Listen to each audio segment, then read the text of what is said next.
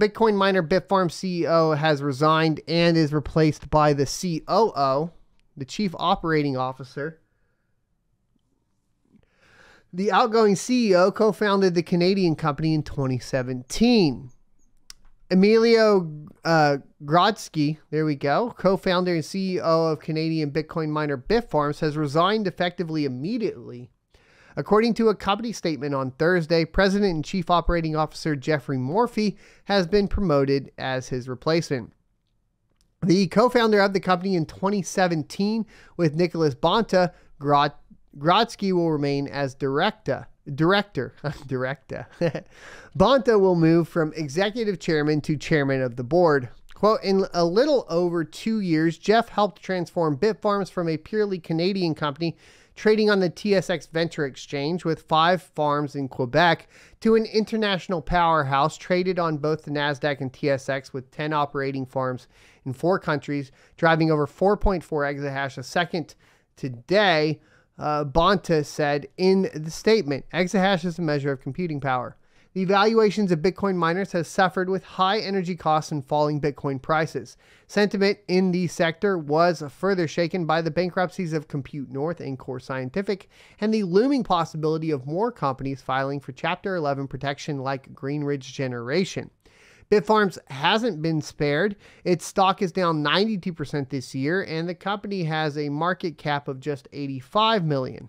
Bitfarms has been trying to reduce its debt burden to stay afloat. Last month, it paid $27 million in an effort to improve its balance sheet. The company, which mostly uses hydroelectric energy to mine Bitcoin, has 10 mining centers located in Canada, US, Paraguay, and Argentina. Its shares were up 3.5% in pre-market trading on Thursday.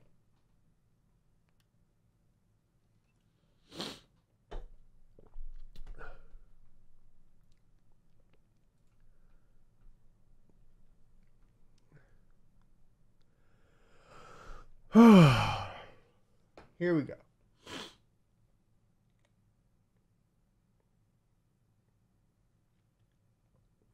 Yeah, Paul, they are getting people are getting future share promises when we're talking about Core Scientific. You're correct. Bitcoin miners got crushed by crypto winter. 2023 may bring more pain. Let's go ahead and get into this. This should be a wrap up of all the negativity and FUD, I guess, surrounding the Bitcoin mining market.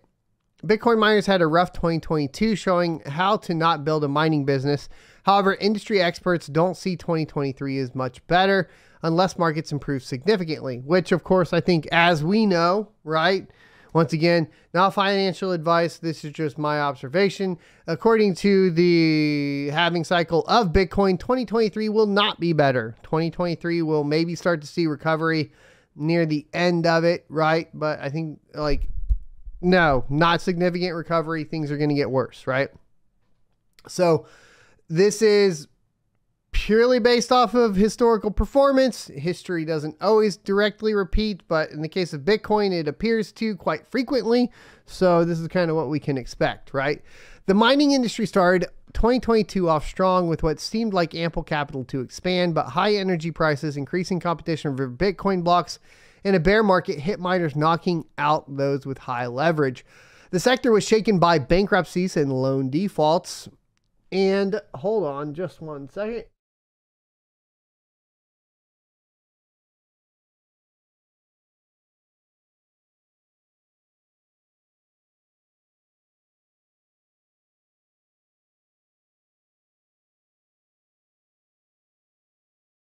All right. Need some water there. And next year will likely bring even more pain as miners struggle to bolster their balance sheets and operations. But it will also present an opportunity for those in a position to buy assets, as well as for those that can improve their margins with new innovations. CoinDesk spoke to some of the top executives and analysts in Bitcoin mining to review past year and predict trends for 2023. Here's what they said. Growth didn't come. Industry participants say that lots of money was spent over the last year to boost hash rate, a measure of computing power on the Bitcoin network. but that in many cases, those investments didn't pay off as companies loaded up on debt to finance growth, only to see the economics of crypto mining break down.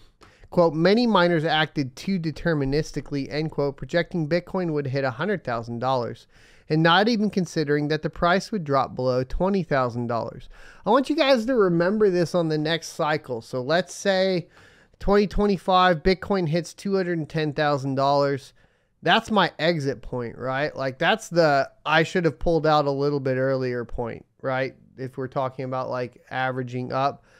If I'm looking at it personally and not financial advice, and I get in perfectly and I'm able to kind of buy all the way up to the next run, buy all the way through that run, it's time to start taking a look at it once it hits that triple of whatever the previous cycle's top was, right? So we already mentioned that earlier. That would be like 70,000 times 3, like 210,000. Pull the F out, right? That's kind of like, if you were looking at it as objectively as possible, that's when you would be like, all right, we're done, right? It's not too dissimilar from this previous, you know, you get like 21,000 times 3 at 63,000, you know, on Bitcoin, you should have been like, whoa, I'm getting the F out now, right? That's pretty much because it's happened every time, right? I didn't do it. I've even seen it. I knew it, talked about it, and didn't do it. Because that's how emotionally attached you can be to something that blinds you, right? That's just it at the end of the day. Does that mean you're not supporting Bitcoin if you play that game, right? This is the other thing, right? Like people will be like, well, you don't really believe in Bitcoin then, or they want to like sell you on hopium. No, like we'll be the ones fighting through the bear market to keep the network alive while you go bankrupt. That's what it will be, right? So don't play those games with people. Realize exactly what's happening and don't get emotionally attached to it. That's my goal, right? And like, it's so easy to look at it and see it. The problem is that we don't execute. The problem with everything in life is that you don't execute, that I don't execute, right? Everything that all of the mistakes, all of the regrets primarily focus on one thing, which is lack of execution. So stick to the plan. Like they made it, like it's funny how easy it is to look at, right? And then you go, oh, I saw that coming. I didn't do anything. Well, that's you and everybody else, right? That's you and that's 99.9% of the population. To be the 0.1%, you got to strip away that emotion that says, oh, well, it could go to 100,000. No, it couldn't. Based on previous performance, there is absolutely zero chance that Bitcoin was going to go to 100,000 this cycle, right? And next cycle, there is zero chance it's going to go to 500,000, right? That's the mindset. Because I'll tell you what's going to happen. It's going to hit like over 200,000. People are going to be like, well, it's going to 500,000, right? Because Michael Saylor said, don't listen to him. Don't do it. I'm telling myself that right now. Don't listen to him. It's false, bro. Quote, there aren't many ways to financially materialize those plans. One either sells Bitcoin, borrows debts, or issues equity. When selling mined Bitcoins was barely enough to cover OPEX, operating expenses, many opted for debt financing as the equity market turned cold, said Wolfie Zhao, head of the research at the Miner Mag, the data and research arm of the mining consultancy Blocks Bridge. On the flip side, lenders were too optimistic. Many had not been able to properly assess the risks associated with such mining rigs backed loans, given that this is the first cycle in which such loans were given out. And that's fair, right? These mistakes are going to happen. But if you paid attention to the ASIC mining market, you knew from previous cycles that the price of an ASIC miner is directly related to the price of the cryptocurrency. Now, if we were talking about GPU-backed loans, that actually you probably would have played out a lot better than you did off of ASIC-backed loans. Yes, the GPU market was inflated, but not nearly to the extent that the ASIC mining market was inflated.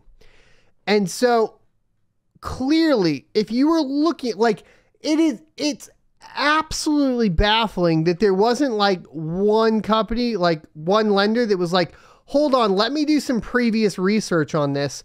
Oh, look at this. When Bitcoin was 20,000 and S9 was X amount, and then when it dipped, an S9 was worth nothing, right? And then did that calculation and said, well, you know, if we do this, we're putting out a loan on something that's going to significantly lose value based on the, you know, based on the price of Bitcoin. Like, that one, I still don't understand how the asset or the mining rig backed loans ever became a thing in the first place. Like, I get the way the U.S. economy works, at least in the U.S. economy works. Like, if we're talking about like housing loans, the way they're doing the car loans, right? Where they almost don't even give a shit, right? They're just like, take it. We know you can't pay it back and we know it's going to devalue, but just take the loan anyways. And then we'll wreck your credit and get the asset back and resell it. That's pretty much how this works. But the lenders can't, I don't think, like, if you lose that much that amount of value, right? We're talking about going from like what, an S19 Pro being $12,000 to $15,000, going all the way down to being like $2,500. Like, it's too much of a drop, dude. And for nobody to catch that is kind of wild to me. Some miners saw their debt to equity ratio, a measure that shows a company's financial leverage, more than triple in the third quarter, according to the Miner Mag data. Unsurprisingly, miners that had high debt to equity ratios, like Core Scientific, Green Ridge Generation, and Stronghold Digital Mining, have had to either file for bankruptcy or restructure their debt obligations. Many miners also failed to hedge their risks against a falling Bitcoin price. Quote, Bitcoin miners have much to learn from traditional commodity producing industries like oil and gas. Instead of using financial instruments to increase their long oil pressure or oil exposure, oil producers hedge their exposure by selling oil futures. Hopefully, this bear market will inspire miners to decrease their Bitcoin price risk through more sophisticated risk management. Jaron Mellerud, an analyst at Luxor Technologies, a provider of Bitcoin mining services, said. Luxor opened a derivatives desk to sell hedging products to miners in October, although the idea of hedging with derivatives had already started to sow its seeds with the miners as the broader market crumbled. Quote, I really think investors want two things. They want transparency and they want predictability. And that's what hedging brings to a miner, said Chris Bay, founder and CEO of digital asset trading firm Enhanced Digital Group. Bay's firm provides hedging products to miners that are trying to implement risk management strategies. Other companies, such as crypto-focused financial services firm Galaxy Digital and Singapore-based digital asset management platform MetAlpha, are also providing hedging services to miners. The Miner Mag's ZAL pointed out it wasn't only over-leverage that had brought some miners to their knees, but also a lack of treasury management. Quote, if Core had been selling half of its mined Bitcoin every month and holding the rest since January 2021, it likely wouldn't be so troubled as it is now, while still having a few thousand Bitcoins on its balance sheet to capture the long-term upside, he said. Referring to Core Scientific, a miner that filed for bankruptcy in December. It's all about cash flow, boys. I mean, if you're going to integrate, and that's the thing that, like, because I was talking about this earlier, you get that hopium that's going to keep going up. But like, if you're going to be running basically a business that integrates between traditional finance, right, and cryptocurrency, the fact of the matter is you have to treat cryptocurrency like you would treat any other commodity, right? Which means that you have to treat it in this manner where you focus on a balance sheet that is primarily cash. And I think that will remain true until the digital transformation is complete. Now, if you guys would like to hear me talk more about the digital transformation and where that goes in the future, which will completely change your strategy as far as all of this is concerned, we can talk about that on another platform later over on Locals, which you can check the link out for in the live chat. or of course, go watch any one of my old videos about it. We talk about it a lot.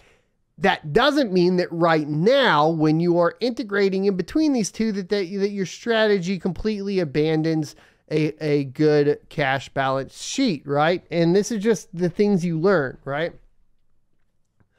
Instead, the world's largest miner by hash rate waited until May when the market pain started to really kick into selling its digital assets, ZIL said. Miners that had a high proportion of debt relative to their Bitcoin production have found themselves underwater. 5 of the 6 companies with the largest net debts per Bitcoin mined have had some level of restructure since the second half of this year, with the exception of Marathon Digital Holdings, ZIL said. The analyst thinks that Marathon has bucked the trend in part because the mining firm raised $750 million last year in unsecured convertible notes with a 1% coupon rate. Core Scientific, by contrast, raised $500 million in secured convertible notes with a 10% rate. Obviously, that's wildly worse. Like, so much worse. It's like so much worse, bro. Oh, that's painful. Marathon is also working to reduce its debt obligations, the firm told CoinDesk. There is more pain ahead. CEO of Canadian miner Hut 8 predicts the worst is yet to come in terms of capitulation and bankruptcies, particularly in the first half of 2023, and she's not sure that relief will come in the second half. Luxor's Vera said he expects many companies to be taken private, saying companies can gain efficiencies by hosting and running machines. But founder of Kawa, a mining and venture funding firm, said buyers may be better off just purchasing Bitcoin rather than dealing with the hassles of owning and operating machines. And this is something that becomes an argument once again every halving cycle in the bear market, which is it's unprofitable to mine. So instead of mining, what you should do is just buy Bitcoin. Now, this falters from a fundamental perspective if you were trying to get clean Bitcoin, that sweet, sweet virgin Bitcoin, which we have talked about plenty of times before, and I highly recommend you go ahead and watch some of the videos on virgin Bitcoin. But the idea of virgin Bitcoin is this, is that essentially it is Bitcoin that has not touched any exchanges or any other wallets. The only way to obtain virgin Bitcoin is by mining it. And by mining it, it means it has touched no exchange, it's touched no other wallets, and it has zero, basically, reason for the government to confiscate it. Because as we know right now, the way that it functions is the US government tries to bust some centralized exchange. Your crypto went through it at some point. They bust you and they confiscate it because, well, it's related to a crime. And then, you know, the rich get richer and the poor get poorer. So there is still that argument, even in a bear market, for mining your Bitcoin and not purchasing it. I just want to make that extremely clear. But this argument is indicative of being near the bottom. This argument is a repeated argument over the halving cycle of Bitcoin. It happened before a few times, and it will happen again after the next halving cycle. This is just par for the course, and you can start to pick this stuff out as you follow it, right? You follow this channel, you'll start to see this stuff. It's clear as day. It's written, right? It's almost as if it's etched in stone, like the 10 commandments of crypto. It's just, it is what it is. You will see this stuff every time. For the rest of the pack, the year looks like a year of survival and recovery. Unless we see a full-scale bull market, which I doubt we will, miners will use 2023 to strengthen their balance sheets and improve their operating efficiencies. The year's biggest trends will be cost minimization and debt reduction, Mellerud said. The power struggle. In 2023, miners will not only have to find the best energy deals, but get creative about how they can lower their costs or bring in revenue by tweaking their power consumption and supply, industry experts say. As margins continue to compress, miners will have to look at how they can participate in demand response programs, meaning selling power back to the grid in times of high demand, as well as recapturing heat from mining rigs and using stranded energy, Bolovic said. Miners who have a real grasp on the processes, policies, regulations, and technical know-how of these adjacent industries will gain an edge over other miners, he said. it is like definitely good to get into understanding all of this stuff. I'm working on it from the power perspective, not necessarily like all of this. Hopefully I can get you guys some information at some point. I think Bitsby Trippin is one who, you know, we could definitely use some more information on all of that from. Crypto mining is becoming a bigger part of the energy industry, and by the end of 2023, more companies will need to be vertically integrated with their own power source in order to maintain long-term stable operation.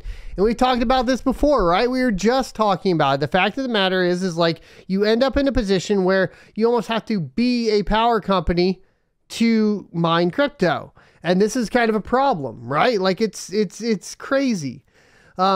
And then you might even have to be the nation state to do it. Like, I don't know. It just gets a little nutty.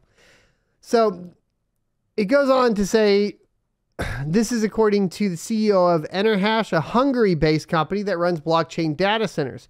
Halving is when the number of Bitcoin mined per block drops by 50%.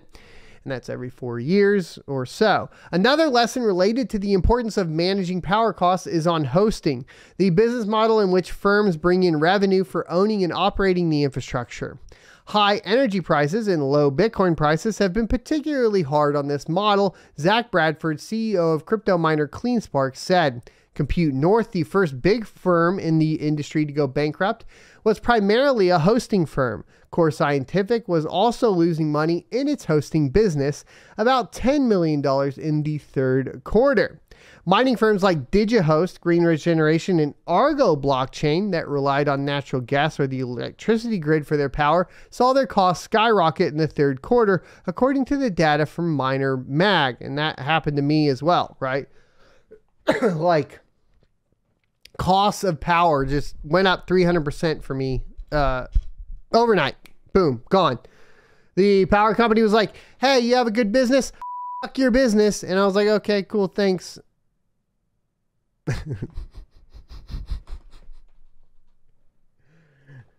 Oh, the good old days, my friends. The trend of cost per Bitcoin produced over the year looks very similar to the US average household energy price increase this year. The average of all major mining companies' cost of the production per Bitcoin mined has gone up 7% in Q3 compared to the Q1, Zhao said.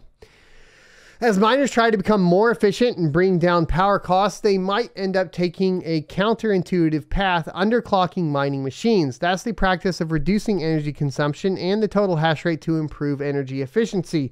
If you guys are interested in mining Litecoin and Dogecoin, the X5, the Gold Shell X5, which I showed you guys here before, you can actually overclock it straight out of the box and undervolt it straight out of the box. It's getting some of the best efficiencies. Now, I don't have an L7, but when I was looking at L7 efficiencies, I'm beating it on the X5. It's pretty amazing. You can get like super, super low power consumption on those. Just kind of a quick note. It's kind of cool. They're still a little expensive, I think, but if those get down to like, you know, reasonable prices, I think it's going to be pretty tempting to pick a bunch of those up. So, other than that, Gagnon, Chief Mining Officer at Canadian Bitfarms, said that line earlier. Nascent technologies like immersion and hydrocooling are also becoming more popular, but it's uncertain whether miners will deploy them at scale in future because of cost concerns. Immersion cooling entails submerging. Yeah, and I don't think, like, there's a few things, like, people always want to be like, go solar, bro, or go immersion. And it's like, yeah, but your up cost is so high and your return is so low. Like, it's going to take you forever to pay that off. Maybe that was the time to invest, but the time to invest in solar is like, I don't know. The price of solar appears to only be going up. It's not really like settling out, unfortunately. Solar is kind of frustrating in that manner. As far as immersion, like, no. And as far as the liquid cooled Bitmain miners, I don't trust them yet. I'm going to wait till those are deployed for a while. There's like 30 points of failure. I'm obviously exaggerating, but I think it was still pretty high, like 16 points of failure when I was looking at the machine at the mining conference. 16 points of failure for a leak on a liquid cooled loop is a terrible idea. The way WhatsMiner's doing it's way more interesting, by the way. They're doing a single U rack with one water block over all the hash boards. So they're laying the hash boards flat, right? On like a 1U rack. So for those that a 1U rack would be like one server thickness, essentially kind of 4 screws in like a server rack. WhatsMiner's working on one that's essentially like they lay the hash boards flat on there and then they lay the water block on top of that. And then they only have 2 points of connection, right? The in and the out. That's a much better, in my opinion, that's going to be a much better design from a longevity standpoint. A lot fewer points of failure. I think if you're going to go water cooling, why are you sticking with the traditional box size where you're, lining up the hash boards vertically next to each other when you have this option to lay them flat? Like, it's just not a lot of thought went into Bitmain's design, in my humble opinion. It's really stupid. Because basically it's like we got all these hash boards in, out, in, out, in, out, in, out, in, out, in, out. It's like, no, lay the motherfuckers flat, put one water block over it, have one in, one out. Come on. Dear Lord.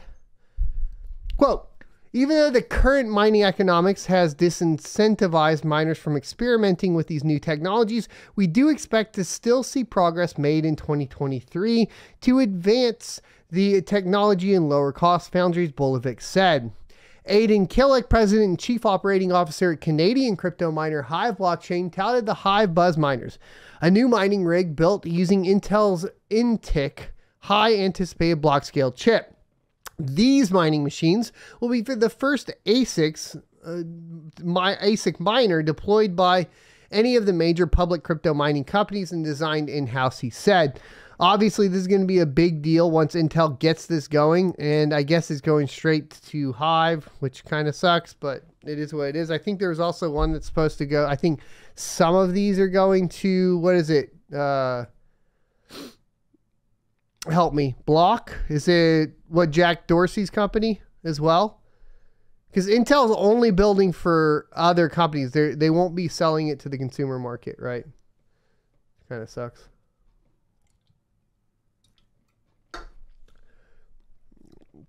So, the evolving geography of mining. The past year started with a noticeable centralization of the Bitcoin mining hash rate in the US in January. The US accounted for about 38% of computing power on the Bitcoin blockchain, and Canada almost 7%, according to the Center for Alternative Finance at the University of Cambridge. Next year, that trend might be broken. Luxor's Mellerud and COO Ethan Vera both expect miners to migrate to South America, the Middle East, and Southeast Asia, due to availability of cheap electricity. Now, this is already proving to be true, especially in areas where, how do we put this? The approval to build out infrastructure is a lot, or the red tape to build out infrastructure is a lot less, right? And this is something that's going to become, I think, increasingly important when we start to see the elevation of third world countries due to cryptocurrency. We've already seen it a little bit with stablecoins, right? Argentina, we talk about Venezuela and Digibyte, Argentina and stablecoins. We talk about how Bitcoin is helping poorer people in poor countries be less poor. That's pretty much the entire point of cryptocurrency in the first place, in my humble opinion. Help poorer people be less poor. That's really like, that's it. That's, if we can accomplish that with crypto, then I don't really care where I end up in this entire thing. That is where it sits. What gets really interesting is when we start talking about being able to build out infrastructure to mine Bitcoin and have less red tape in third world countries, but at the end of the day also starts doing interesting things like, well, that infrastructure also provides electricity to that area, which never had electricity before, right? That generation of Bitcoin also generates some sort of income for that particular region. There are so many benefits, right? Humanitarian benefits from this perspective that outpace anything else in any other industry. There is actual profit-driven incentive, which means you are following capitalism, which obviously, as we've seen, is what drives innovation, right? And it's so important when we start talking about why this works in the way it does, is there's that incentive for somebody to go in and say, well, I can profit off of this, but also while I'm profiting off of this, I built a dam, right? I built my own dam in whatever it is, South America. There's this city, this community around it. I hired this community to help run it. Now this community that had no power, whatever it is, had no access to clean water, whatever else, now has all of that infrastructure, whereas like previously it didn't. This is where the potential for Bitcoin mining and cryptocurrency in general does have throughout any bear market as well. But especially the incentives start to grow in a bear market, meaning that almost the actual goal you would want to see is happening during the bear market more than it would in the bull run, right? Because the bull run, everybody's just going to go try to get the most power wherever they can in any country possible. Whereas bear market, you got to get creative, and then it starts basically building the incentive structure for you to start upgrading infrastructure for people that may not currently have it. It's a really interesting trajectory. It already is being done. I've already like worked with people, seen the videos, kind of talked to people about how this all works, and it's really cool stuff. Hut8's Leverton said that this decentralization is her hope, given that Bitcoin is supposed to be a distributed network, not aggregated in one particular jurisdiction, although she noted that political instability could be an obstacle in some countries. Environmental concerns. Many places are concerned about Bitcoin mining's energy use and its impact on local communities, and in 2022 they started setting limits. In the past year, New York State enacted a 2-year moratorium on new Bitcoin mining operations. Lawmakers in the U.S. are targeting the industry's energy use. Utilities in 3 Canadian provinces have stopped approving new Bitcoin mining connections to the grid, and a bill is under consideration in Kazakhstan that will cap the energy availability to miners. Industry experts said they don't expect any regulation on the federal level in the US or Canada in the upcoming year. But local or state governments might continue to place restrictions on the industry.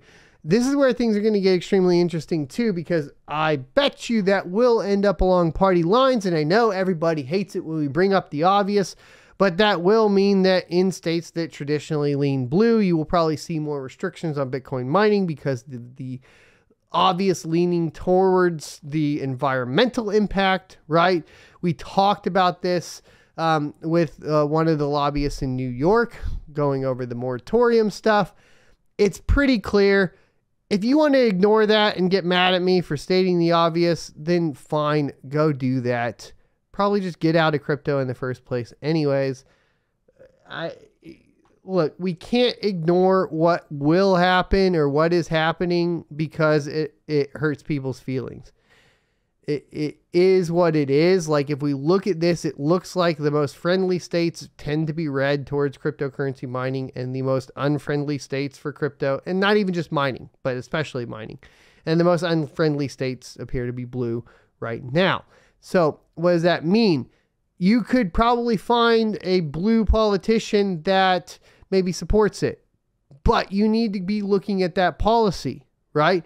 Look at that policy specifically as it pertains to Bitcoin mining, cryptocurrency mining, and crypto in general. Look at that and then make your decision, right?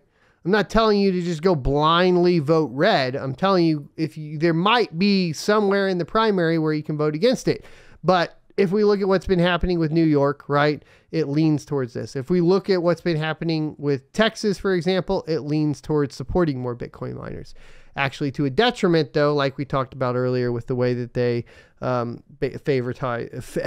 show favoritism to large miners. So it can go too far, right? Gagnon of Bitfarms sees this small-scale regulation as an important testing ground for any federal laws to come in the years ahead. Vera, however, cautioned that the moratorium set by New York State sets a challenging precedent for the rest of the U.S. for expansion of new mining farms. New site developments across states controlled by Democrats are likely to be targeted by regulation. It's extremely frustrating that people want to try to cancel you or get you in trouble for like literally just saying what's happening. Okay. This is happening. I'm sorry, it's happening. It is so frustrating that you like, we're about crypto here. We're about cryptocurrency mining. We want positive regulation, actually no regulation in general. I'd more lean towards libertarianism as far as all this goes, but we want at least positive regulation towards cryptocurrency mining. The Democrats are not doing that right now. Okay. It's just it. It's that simple. Mallarud said that in Europe, the European Union regulators will be more aggressive toward Bitcoin miners in 2023. And as the continent struggles with its energy crisis, energy-intensive industries like Bitcoin miners become natural scapegoats that regulators could target to score some cheap political point, he said.